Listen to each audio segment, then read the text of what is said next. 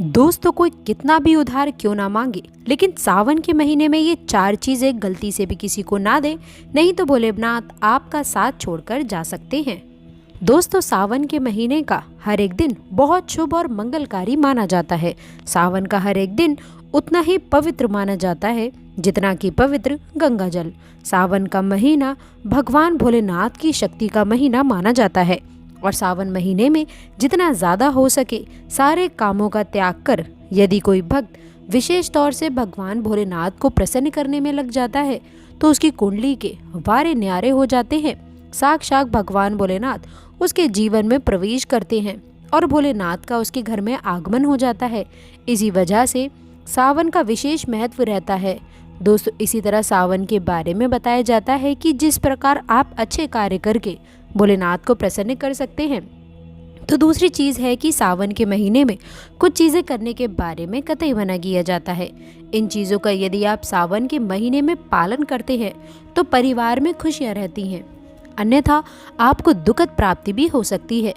दोस्तों आज हम आपको बताने वाले हैं कि कितना भी ज़रूरी क्यों ना हो जाए, कोई आपसे इन चीज़ों को उधार मांगे तो सावन के महीने में भूल करके भी ये 4 चीज़ें किसी को भी नहीं देनी है, अन्यथा आपके परिवार में कंगाली देखने को मिल सकती है। महादेव आपके घर का त्याग कर सकते हैं। दोस्तों आगे बढ़ने से पहले यदि आप शिव शंकर के सच्चे भक्त हैं और उनका आशीर्वाद पाना चाहते हैं तो कमेंट बॉक्स में सच्ची श्रद्धा से लिखें ओम नमः शिवाय, हर हर महादेव। आप सभी को सावन की हार्दिक शुभकामनाएं और हमारे चैनल को भी सब्सक्राइब करके इस बेल आइकन को ज़रूर दबाइएगा। दोस्तों आज के समय में उधार देना या फिर लेना हर व्यक्ति के जीवन में ज़रूरी सा हो जाता है। कोई किसी को उधार देता है तो इस बात के लिए कि उन्हें उनके जीवन में अच्छी चीज़ें वापस प्राप्त हो सकें, इसकी वजह से वे उधार देते हैं। तो कुछ व्यक्ति सामाजिक सरोकार निभाने के लिए उधार देते हैं। लेकिन दोस्तों क्या आप ये बात जानते हैं कि सावन के महीने में यदि आप ऐसा करते हैं तो आपके जीवन में कंगाली विद्यमान हो जाती है। कम से कम सावन के महीने में तो ऐसा बिल्कुल भी ना करें। दोस्तों बात करते हैं सबसे पहली चीज़ की। सावन के महीने में सबसे पहली चीज़ तो ये है कि भोलेनाथ से जुड़ी हुई किसी भी प्रकार की कोई भी चीज़ आप किसी भी व्यक्ति को उधार ना दें। जैसे कि भोलेनाथ से जुड़ा किसी भी प्रकार का फल, भोलेनाथ से जुड़ा किसी भी प्रकार का वस्त्र और भोलेनाथ से जुड़ा पूजा की सामग्री आप भूल करके भी किसी को उधार या फिर दान के तौर पर भी ना दें, क्योंकि ऐसा माना जाता है कि यदि आप इस प्रकार की सामग्री दूसरे व्यक्ति को देते हैं तो आपके घर से भोलेनाथ दूसरों के घर चले जाते हैं और वह आपको फल नहीं मिल पाता जो भोलेनाथ आपके लिए करने वाले थे। तो सबसे पहले आपको इस बात का ज्ञान अवश्य रखना चाहिए। इसी तरह सावन का महीना धन प्राप्ति का महीना भी माना जाता है। भोलेनाथ साक्षात आपके घर के अंदर आगमन करने के लिए आते हैं, तो इस बात का आपको ध्यान अवश्य रखना चाहिए कि सावन के महीने में भूल करके भी कोई व्यक्ति आपसे धन उधार मांगने के लिए आता है तो आपको उसे उधार पैसा नहीं देना चाहिए और सावन में आपको किसी अन्य व्यक्ति से उधार भी नहीं लेना चाहिए। ऐसी मान्यता है कि सावन के महीने में आप उधार देते हैं या लेते हैं तो वो धन कभी लौट कर नहीं आता, बल्कि इस समय धन देने वाला और लेने वाला दोनों ही कर्ज में डूब जाते हैं। दोस्तों सावन का महीना भगवान भोलेनाथ को धूप अभिषेक करने का, भगवान भोलेनाथ को अभिषेक करने का महीना माना जाता है और भगवान को सफ़ेद चीज़ें भी चढ़ाई जाती हैं। इस बात का ध्यान रखें कि सावन के महीने में यदि भोलेनाथ को चढ़ाने के अलावा कोई व्यक्ति सुबह सुबह के समय आपसे दूध, दही, छाछ या फिर संध्या काल के समय में पैसे मांगने आ जाते हैं तो भूल करके भी किसी अन्य व्यक्ति को नहीं देना चाहिए। यदि आप भोलेनाथ को चढ़ाने के अलावा ऐसे कार्य करते हैं तो मान लीजिए आपके घर की लक्ष्मी दूसरों के घर चली जाती हैं और साक्षात भोलेनाथ के क्रोध का भी आपको सामना करना पड़ेगा। दोस्तों यदि आप किसी व्यक्ति को गिफ्ट देना चाहते हैं या फिर गिफ्ट के तौर पर कुछ चीज़ें देना चाहते हैं तो सावन के महीने में भूल करके भी आपको किसी को भी अपने पहनने वाली घड़ी या फिर बाजार से नई घड़ी खरीद कर आपको नहीं देनी चाहिए, क्योंकि हर व्यक्ति के साथ उसका समय अच्छा या फिर बुरा चलता रहता है। आपको घड़ी किसी से लेनी भी नहीं चाहिए। यदि किसी व्यक्ति का समय अच्छा है या आपका भी समय अच्छा चल रहा है और अगर आप किसी अन्य व्यक्ति को अपना समय दे देते हैं तो आपको आने वाले समय के अंदर अच्छे परिणाम देखने को नहीं मिलते। इस बात का आपको विशेष ध्यान रखना चाहिए।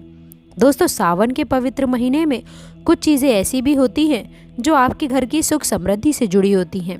तो ऐसे में वह चीज़ें किसी भी व्यक्ति को उधार नहीं देनी चाहिए, वो भी संध्या काल होने के बाद। जैसे कि कोई आपसे लहसुन, प्याज, दूध, दही तथा उधार पैसा भी मांगने के लिए क्यों ना आता हो।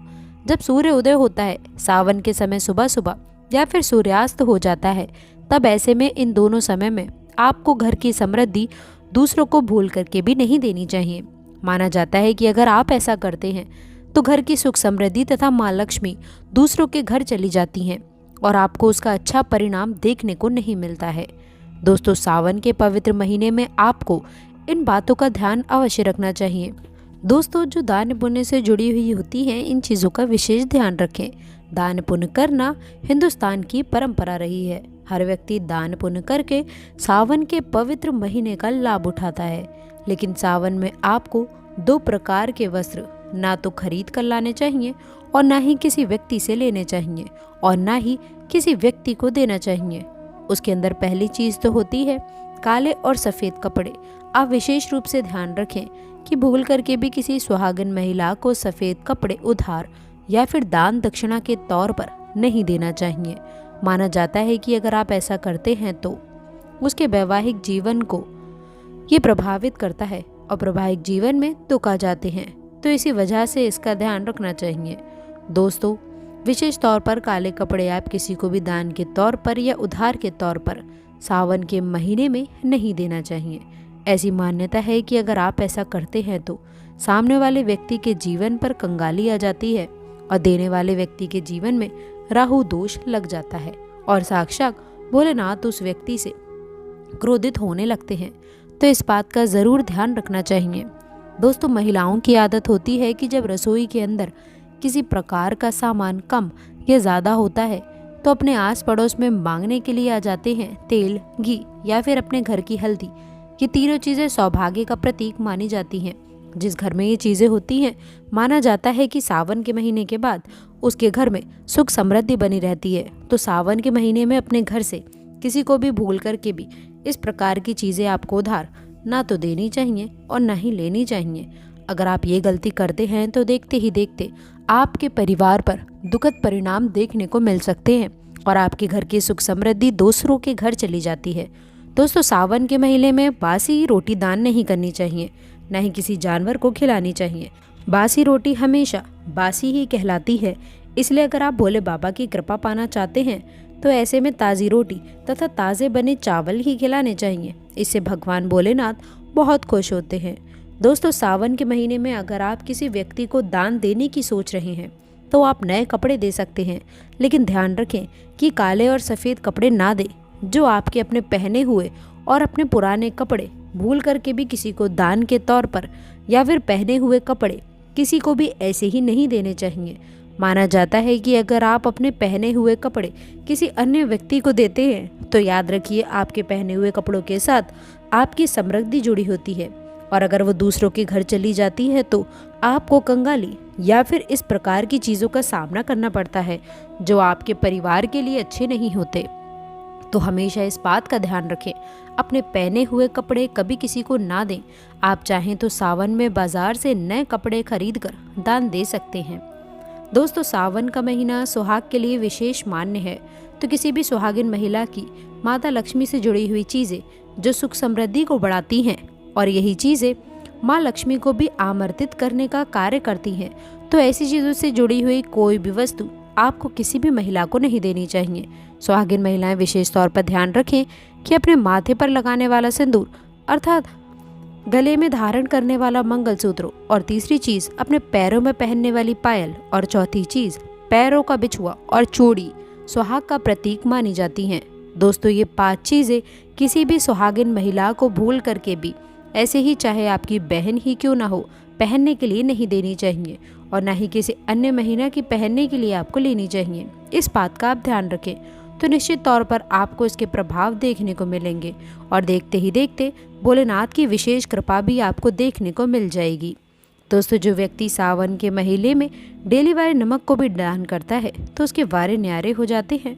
भोलेनाथ की कृपा भी उसके ऊपर सदैव बरसती है। सावन में नमक का दान हर हाल में आपको करना चाहिए। यदि सुख समृद्धि की इच्छा है, भगवान भोलेनाथ की असीम कृपा पाना है, तो सावन में नमक का दान करना ना भूलें। नमक का दान करने से पहले उसमें दक्षिणा अवश्य डालें तथा थोड़े चावल भी दान करें। नमक का दान सर्वश्रेष्ठ माना जाता है। आप रातों रात अपना भाग्य बदल सकते हैं। दोस्तों, यदि आप वाकई में शिव शंकर से प्रार्थना करते हैं, प्यार करते हैं, तो हर हर महादेव कमेंट में अवश्य लिखें। बोले बाबा आपकी सभी मनोकामनाएं स्वयं पूरी करें। महादेव के लिए एक लाइक तो बनता है। दोस्तों, अंत तक जुड़े रहने के लिए आप सभी का बहुत बहुत धन्यवाद।